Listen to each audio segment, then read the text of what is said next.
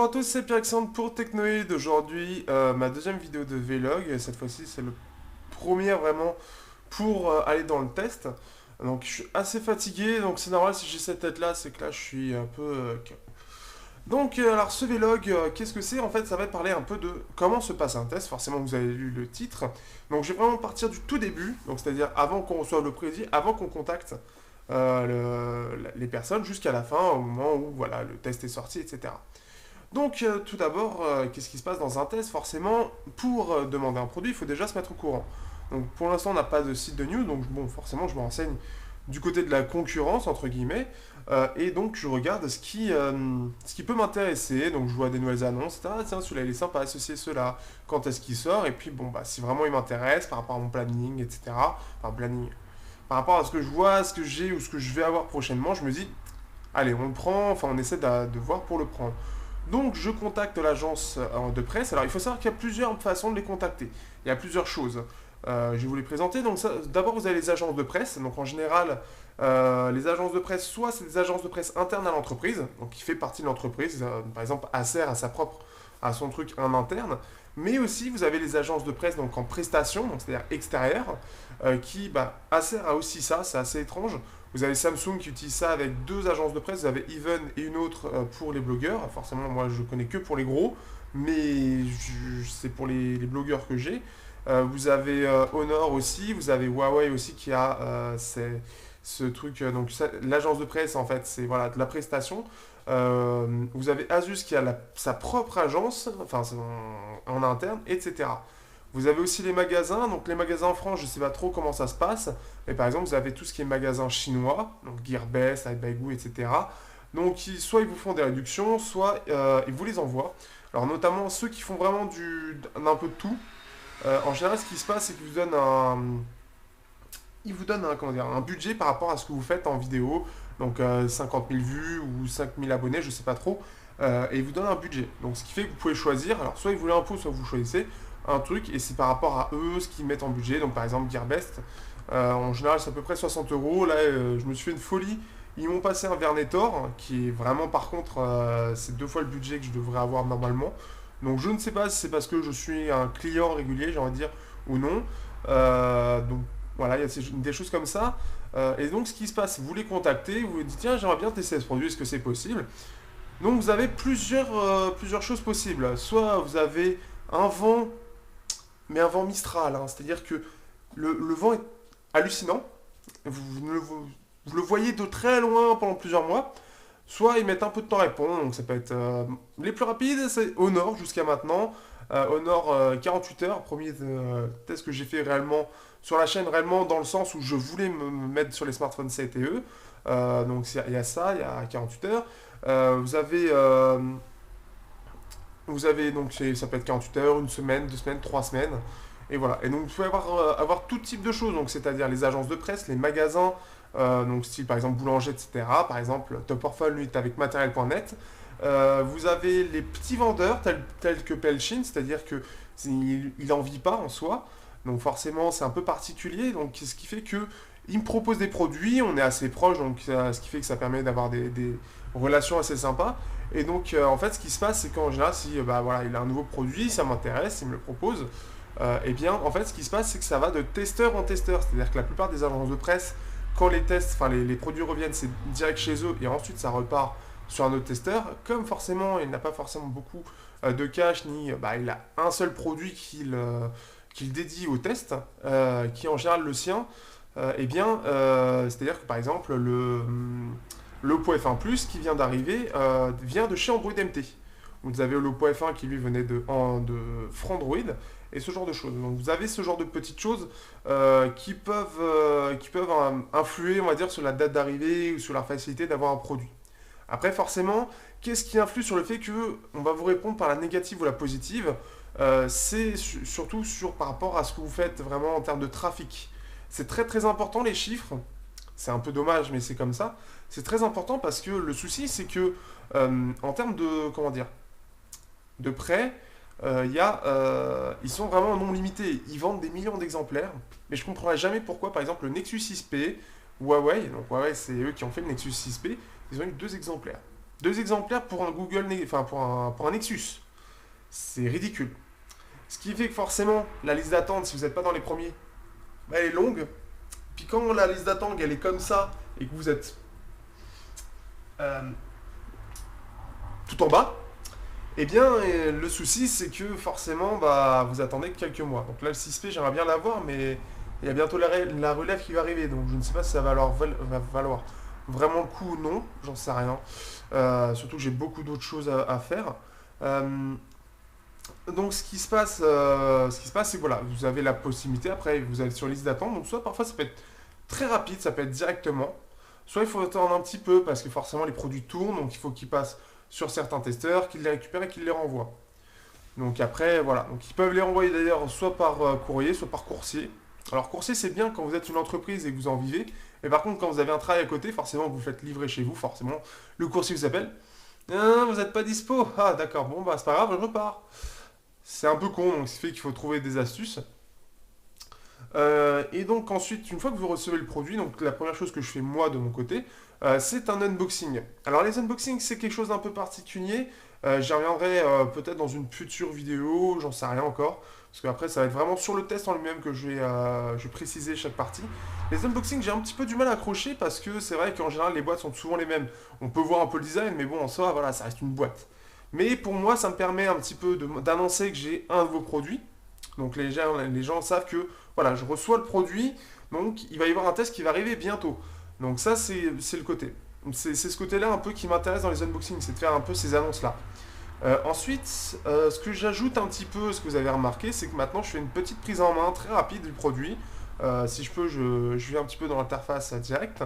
Ça permet un petit peu de voir la surcouche si possible. Donc ça dépend voilà, si je viens juste de le recevoir ou non, si je me suis permis de l'utiliser un petit peu avant de le déballer. Donc là. Et donc ça me permet en fait, parce que je sais que par exemple, tout con, mais moi j'avais choisi un téléphone, ce que je voulais c'était le voir en vrai, voir un petit peu la taille qu'il faisait, comparaison, des petites choses comme ça. Donc je me suis dit, bah, ce serait une bonne idée d'avoir ce petit plus, au lieu d'attendre la prise en main pour avoir vraiment voir bien l'appareil, d'avoir une petite prise en main pour voir un petit peu comment il est par rapport à d'autres, ou même mon premier ressenti. J'ai trouvé que c'était important et que c'était ce côté un peu plus intéressant dans les unboxings, c'est que voilà, ça permet d'avoir un premier contact avec le produit, les premières impressions. Ensuite, donc une fois que je l'ai reçu, donc bien sûr je préviens aussi que j'ai bien reçu l'appareil, qu'il est en bon état, qu'il marche bien. Enfin, voilà, que je l'ai reçu en tout cas. Et donc pendant mon test en fait, donc je fais une prise en main que vous connaissez, donc c'est vraiment des choses un petit peu à chaud, pas terminées, où j'ai pas encore tout testé, où je n'ai pas de plan précis, c'est-à-dire que si vous regardez bien, je vais un peu partout, hein. C'est un peu le but, c'est pas vraiment de faire un test. Certains croient que c'est un test alors que c'est bien marqué prise en main. Donc je comprends pas, c'est marqué prise en main, donc c'est une prise en main, c'est-à-dire que c'est quelque chose, c'est à l'arrache. C'est vraiment, j'y vais comme ça, je présente le produit. J'essaie en général de m'axer sur quelque chose d'un petit peu particulier. Donc par exemple le Oppo F1 Plus, c'était son côté iPhone. Le Galaxy A5, c'était bah, la comparaison avec le A3. Qu'est-ce que le Motorola? Non, il y avait le Honor 7 aussi, où il y avait toutes les fonctionnalités un petit peu particulières sur celui-là, etc., etc. Donc ça, c'est les petites choses que j'essaie de faire. C'est globalement m'axer sur le côté un peu particulier de l'appareil. Et pendant ce temps, je fais aussi mes retours aux agences de presse ou directement aux marques qui sont intéressées. Parce que le problème, c'est que en fait, selon les agences de presse ou selon les marques, soit ils sont réceptifs. Alors il n'y aura peut-être pas forcément un gros impact en soi, mais d'un côté, ça montre que vous êtes investi. Alors, il faut le faire vraiment parce que vous avez envie, il ne faut pas se forcer, hein.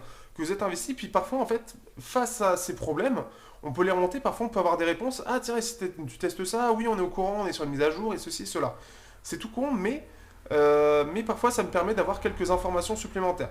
Alors, et puis bon, moi c'est aussi un certain truc, ça permet de dire, voilà, j'en suis là dans le test, j'ai trouvé ça, ça, ça, ce genre de petites choses.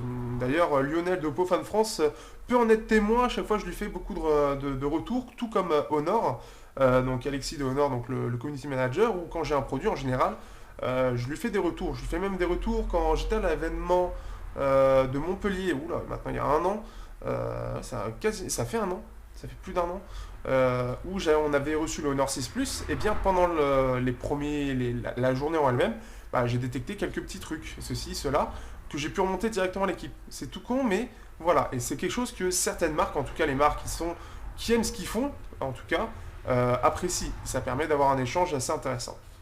Donc une fois que voilà, moi je l'utilise ensuite quand je fais mes prises en main, etc., j'utilise vraiment comme si c'était mon téléphone à moi. C'est-à-dire que je peux retrouver des choses.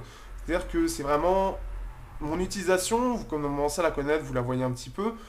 C'est du YouTube, c'est des réseaux sociaux, c'est forcément énormément de réseaux sociaux, les forums, les navigateurs, des news, un peu de tout, quoi, de la musique. Enfin, quelque chose d'assez classique, j'ai envie de dire, mais de façon intensive. Ce qui fait qu'en général, la batterie le soir, elle est à plat. Donc, je peux pas trop voir pour la veille. C'est quelque chose que je ne mets pas trop. Sauf que vraiment, quand je la remarque, moi. Donc, il y a ça. Après, la veille, c'est un peu compliqué aussi parce que la version Android et Lollipop est pas super bien foutue. Donc, ce qui fait que voilà. Donc, je fais vraiment comme si c'était le mien. J'essaie au moins pendant une semaine. Donc ça me permet d'avoir une utilisation vraiment, voir s'il arrive à vieillir ou quoi que ce soit. Ça permet aussi de voir pour l'autonomie. Parce que l'autonomie, c'est quelque chose qui est assez dur à jauger. Donc vous avez vu d'ailleurs, dernièrement, j'essaie de mettre en place quelque chose pour l'autonomie. Donc je suis en train de le remplir petit à petit. Donc là, ça commence à avoir une petite forme, mais ce sera bien quand j'aurai beaucoup plus de choses. Et donc, le, le- le- ça, c'est le plus gros souci, c'est de voir ça et surtout que ça peut vieillir très rapidement ou avec des mises à jour, des choses comme ça. Ce qui fait à chaque test, en fait, ça peut changer en fait d'une vision à l'autre. Donc, il y a ça qui peut influer. Et donc, une fois que je me sens prêt, je sens que le test est prêt à sortir, eh bien, j'essaie de le sortir. Alors maintenant, c'est un peu plus compliqué vu que j'ai un peu de retard. Donc, ce qui fait que je sais que je dois le sortir, mais j'ai d'autres choses à tester ou voilà, j'ai envie de revenir sur le mien parce que le truc le plus compliqué, bah, c'est que vous avez un téléphone principal qui, il est principalement chez vous. C'est surtout ça. Donc il y a ça. J'ai une grosse bête là, dégueulasse. Et donc voilà. Après c'est un peu plus compliqué. Par exemple, j'ai deux téléphones en test en ce moment. C'est un peu plus compliqué. Donc j'essaie d'en faire en fait d'avoir un téléphone que je m'en sers principalement et un téléphone un peu plus secondaire où j'essaie un petit peu de tâter la bête. C'est-à-dire avoir un premier aperçu, commencer à bien tout mettre, à ce qu'il se rôde un peu. Comme ça, quand je le reprends, vraiment, il est déjà rodé et ça me permet un petit peu de raccourcir ce temps de test, surtout sur l'autonomie. Donc vous avez ça. Donc je fais mes tests. Alors les tests, donc, vous le connaissez maintenant. Donc je fais mon test principal. Donc je le fais en général le soir, donc vers 22 h minuit. Comme vous pouvez le voir, hein, ça se constate de toute façon directement sur la surcouche. Donc je le fais le soir quand je suis tranquille, quand je sais que j'ai plus grand chose à faire, quand ceci, cela. Et donc je fais entre voilà, 22 h minuit, voire 1 heure selon si c'est pressé entre guillemets ou pas. Ce qui fait que parfois voilà, je peux forcément sortir des coquilles ou je galère un peu, c'est la fin de la journée. J'enchaîne beaucoup, hein, comme vous pouvez voir au niveau vidéo, ça balance pas mal. Et en plus de ça, j'ai mon travail dans la journée. Donc j'essaie de faire au mieux, mais parfois c'est un peu dur. Et là par exemple, c'est un peu dur, même si ça se remarque pas forcément au niveau de la voix. Ensuite, on se retrouve ensuite à la fin du test. Donc, je sors mon test, je les balance sur les réseaux sociaux, je cite les marques. Donc, en général, la marque principale, mais surtout dès que je peux, la marque en France. Donc, parfois, on peut avoir des retweets, mais c'est pas forcément le cas. Parce que les grosses marques, elles en ont tellement aussi, forcément, que au bout d'un moment, voilà, Samsung, ouais, c'est bon, ça me saoule. Le jeu me pourrit, oui, je sais. Mais voilà, c'est un peu le but. Après, ce qui est dommage, c'est que les petites marques, même chinoises, ne retweetent pas du tout, n'interagissent pas du tout. Ça, c'est quelque chose qui est dommage de ne pas avoir plus d'interaction entre blogueurs, journalistes et les marques. C'est que il y a vraiment de la distance. C'est-à-dire, tiens, pour certains, c'est tiens, t'as le produit, hop, maintenant tu te démerdes, on s'en fout. Ça, c'est dommage, c'est dommage. C'est. C'est le problème des grosses entreprises. Après, c'est qu'après, c'est de plus en plus compliqué, puisqu'il y a de plus en plus de monde entre le bas de l'échelle, j'ai envie de dire, et le tout en haut, et ceux qui s'en occupent. Donc ça devient compliqué. On peut le voir par exemple avec Honor et EMUI, où même si tout le monde s'y met vraiment, bah, ça donne pas le résultat qu'on aimerait. Donc une fois que c'est fait, donc je remontais, donc je les vous envoie par email, je les envoie sur les réseaux sociaux, sur les forums où je suis. Et donc voilà, ça me permet d'avoir un avis. Donc ce que je fais d'ailleurs, je fais d'abord un test express. Pourquoi d'abord le test express sort? Parce que c'est le plus rapide à sortir déjà à faire en rendu, donc c'est-à-dire à monter la vidéo et derrière en fait comme vous avez le rendu, c'est-à-dire que c'est le montage de la vidéo par le PC, c'est-à-dire qu'il va la mettre en une vidéo en tel truc. Donc ça peut prendre du temps, hein. C'est-à-dire que Comme je lance le test complet et le test express en même temps rendu, j'en ai à peu près pour 3 heures pour le test express, donc à peu près 1 h 30 je pense tout seul. Et j'en ai pour 7 à 8 heures, enfin allez, 6 à 8 heures pour le rendu du gros test. Donc imaginez bien que quand je fais mon rendu à 1 h du matin, bah, qu'est-ce qui se passe quand le gros test le matin il sort? Ce que je fais, c'est que moi, le matin, une fois que j'ai sorti ça, je mets en ligne. Forcément, le test express, lui, il est prêt. Donc je peux l'envoyer directement sur YouTube. En plus, c'est le plus rapide à envoyer. Et ensuite, bah, le test complet, généralement, qu'est-ce qui se passe? Bah, il faut que je me connecte à mon taf, il faut que je me connecte à TeamViewer pour regarder quand est-ce que c'est prêt. Et une fois que c'est prêt, hop, je le balance sur YouTube de TeamViewer. Donc pour ceux qui ne connaissent pas TeamViewer, c'est pour se connecter à son PC à distance avec un autre PC et prendre la main sur ce PC-là. Donc je fais ça assez régulièrement. Une fois que c'est fait, donc en fait, une fois que j'ai lancé en fait mes tests voilà, en plus j'inverse, je mets le test en ligne et je parle là justement de la mise en ligne. Euh, donc une fois que c'est en train d'être uploadé, en fait, j'ai mon petit PC maintenant, le Voyo que je vous ai présenté il y a quelques semaines, qui me permet en fait via Photoshop de faire mes miniatures. Donc les miniatures, donc j'ai Photoshop, après il faut faire la description, il faut trouver le bon titre, voilà, il faut préparer sur les réseaux sociaux, il faut quand même trouver les bons caractères par exemple sur Twitter ou essayer d'en faire un petit peu plus sur Facebook. Avoir quelque chose voilà, qui permet de comprendre ce que vous allez regarder tout simplement. Je suis pas dans le style putaclic du tout, j'essaie vraiment, voilà, les titres en général sont assez évocateurs pour justement déjà avoir une première impression du produit quand vous allez sur le test. Vous pouvez me dire, ah, il y a ça qui va faire tilt. En général, c'est ça. Euh, une fois que, une fois que c'est fait, alors en fait là le micro, donc ça va être le micro de la caméra, putain ça plante, ça me saoule. Euh, une fois que c'est fait, je me retrouve donc avec ça, donc la miniature est faite, la description est faite. Il faut savoir que la miniature, bon, pour trouver la bonne image, ou alors quand je ne la trouve pas, je fais une photo. Pour trouver la bonne image, je peux mettre 10 minutes, un quart d'heure, après il faut faire le montage, donc ça met, ouais, bon, 5-10 minutes, j'ai déjà quelque chose de prêt, mais il faut trouver le titre. Une fois que c'est fait, on le met sur YouTube, après il faut faire la description, enfin le titre et la description, là ça peut prendre entre, pareil, 5 et 10 minutes, selon ce que j'ai envie de mettre, selon ça. Peut-être même un quart d'heure parce qu'il faut que je mette aussi tout ce qui est spécification, que je mets maintenant tout. Je mets les spécifications, je mets maintenant le lien pour voir l'autonomie, je mets le lien pour Google Photos pour justement voir les photos, ce que valent les photos, et je mets le lien d'achat. Donc tout ça, en fait, on dirait pas forcément comme ça, mais ça prend du temps. Et après, il reste que abonnez-vous, etc., qui est tout en bas. C'est quelque chose qui est déjà pré-rempli. Mais voilà, c'est la seule chose. Et après, mettre les autres trucs, sachant que l'unboxing et une prise en main, ça sert à rien. Je les mets pas. Donc ensuite, qu'est-ce que je voulais dire? Donc ensuite, voilà, donc je les mets en ligne. Donc il faut savoir que ça, en plus, quand je les mets en ligne, c'est vraiment mon taf. Et je les fais pendant que je suis en appel en général. Ou alors parfois il y a des petites pauses, des choses comme ça. C'est que je le fais pendant ce temps-là. Donc en gros, pendant à peu près entre une demi-heure à 1 heure, je suis en train de faire la mise en ligne de mes vidéos avec toute la mise en place et les réseaux sociaux pendant que je travaille. Donc j'ai de la chance d'avoir un travail où tant que je fais mon taf, en fait, mes supérieurs me disent rien. J'ai de la chance là-dessus. Ils me laissent faire parce que bah, voilà, c'est toujours priorité au travail. C'est-à-dire que tant que j'arrive à gérer les deux, j'essaie d'avancer. Mais voilà, si c'est un problème, moi, je me reconcentre plus sur mon travail, bien évidemment. Euh, donc ce qui fait que ça, voilà, ça prend du temps. Ce qu'il faut se dire, c'est que au niveau des tests, donc voilà, les tests en général, j'essaie de faire à peu près 15 jours en général. Mais maintenant, j'essaie de raccourcir. Comme vous voyez, j'ai beaucoup de tests, donc j'essaie de faire un peu moins. Et après, il faut que j'arrive à les tourner. Mais voilà, il y a tout l'investissement voilà, au travers de l'utilisation. Donc il y a quand même les feedbacks, il y a la enfin, tout d'abord, c'est quand même la prise de contact. Après, il y a les feedbacks. Après, il y a la vidéo d'unboxing, la vidéo de prise en main, le test express. Donc unboxing, c'est à peu près 5 minutes. Donc ça, en général, je le fais une fois, j'ai pas besoin de le refaire une deuxième fois. La prise en main, c'est 15 minutes. Parfois, je dois le refaire une deuxième fois parce que, par exemple, je suis pas content. Donc ça peut prendre... voilà, il y a toute la mise en place à faire, sachant que le week-end, comme vous le savez, le week-end, tout ce qui est lieu de tournage, tout est blindé, il faut que je vire tout, ceci et cela. Donc en fait, ça prend du temps, hein. C'est-à-dire qu'un tournage d'un test complet d'1 heure, c'est à peu près 2 heures. Et le test express, je mets à peu près une demi-heure. Une demi-heure à 1 heure. Ça dépend si j'arrive plutôt bien ou pas. Et ça dépend si j'ai beaucoup de choses à dire ou pas. Donc vous avez ça, vous avez la prise en main qui prend à peu près allez, une demi-heure pour la mise en place, etc. Vous avez le montage. Le montage en général c'est entre 10 minutes quand j'arrive facilement à le faire et une demi-heure. Ça se rallonge avec maintenant le micro s'il n'est pas trop capricieux. Voilà, il y a pas mal de choses maintenant qui se mettent en place.